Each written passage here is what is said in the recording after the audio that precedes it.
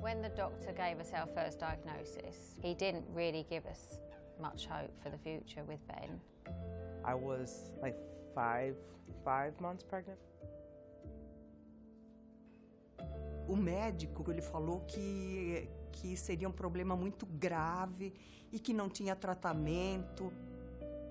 That was when I had to make that decision if I was going to keep this baby. E assim, fez com que a gente pensasse que, né, que eu não teria condições de que ele vivesse muito tempo. We knew it was serious, and all I kept saying was, is he going to die?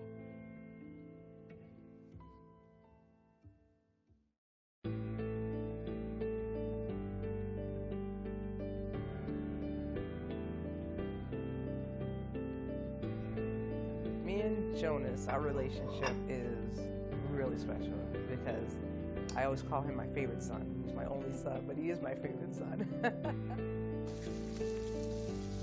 They're my life, you know, and I've always, for me, I just want to protect them, give them everything and be able for them to try everything and do everything that they want to do.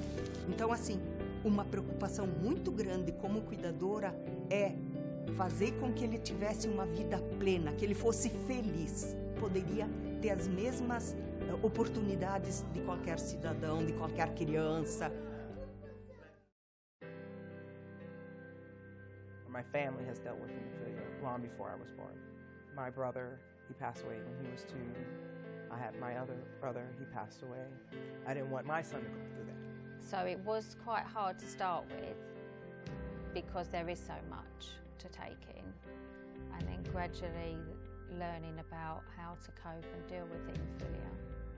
Assim, essa aprendizagem que eu tive, né, com meu filho, ele foi, na verdade, eu fui fazendo erro e acerto. How we educated ourselves was basically living with it and dealing with it. And luckily we was at a centre that was very supportive to us and helped us.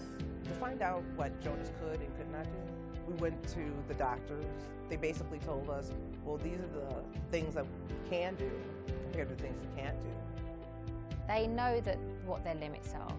They know that if they go too hard, too full on certain things, what the consequences are is that they could get hurt.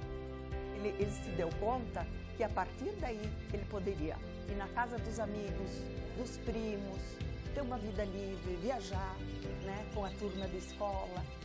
I don't want him to sit at home like my brother did. I want him to be able to not have to sit in the window and look outside at the other kids as they play. I want my son to be able to play. E o pediatra e também o médico geneticista falou, não, tem tratamento. Essas palavras nos deram esperança.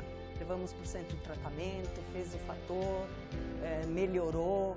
The first time I had to put the needle into him it was an awful feeling, but I knew he was going to get prophylactic treatment. Foi uma emoção muito grande. Percebemos que a gente estava fazendo a coisa certa, que era possível viver bem com a hemofilia e se comprometer, né, com o autocuidado, desde criança. I realize times have changed. Treatment has changed. It's not like it was back in 1965 when my brother was born. My brother was walking with a cane at 9. My son is 9 and he rides a bike. Christian, ele fez o tratamento adequado, se responsabilizou, embora em alguns momentos não quisesse fazer e explicando ele fez. It's very important that Jonas stays under his treatment regimen to deal with the day-to-day issues, to make it part of the routine. If you get your son involved, then it makes it easier because then he can see what it takes to get his infusion together. When we was first diagnosed, it almost felt like we was the only ones, and then you find you're not the only ones. I know it's so hard and stressful, but there is help and there is support there for people not to really suffer alone. Your child does not have to live in a bubble. They don't have to be watching from a window and watch other kids play. É ver que que hoje, além de tudo, casado, feliz, com sua esposa, né? E tendo um filho, agora coroou. I am so glad Jonas is here. Things could have turned out differently. I'm glad. I am.